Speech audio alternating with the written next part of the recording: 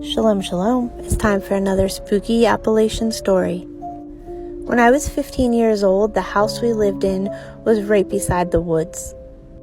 It wasn't uncommon for us to hear weird noises or see strange lights at night.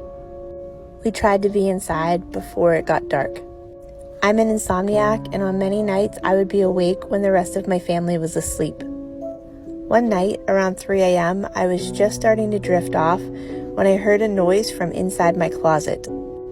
I was so tired that at first I wasn't sure if I had actually heard something or not, and then I just assumed that perhaps something had fallen inside my closet.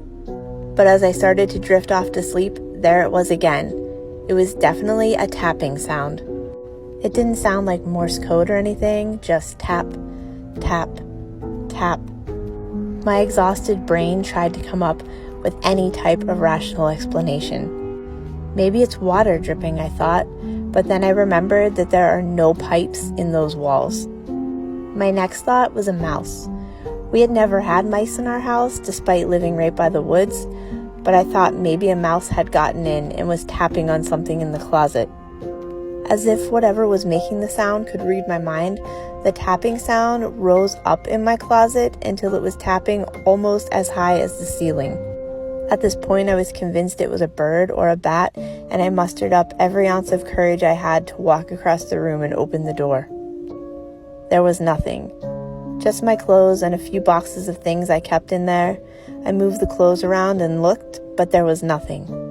I decided that perhaps I was just overtired and imagining things, so I closed the door and walked back to my bed. I had barely laid back down when the tapping started again, but this time, the tapping moved across the wall, past the point of where the closet was.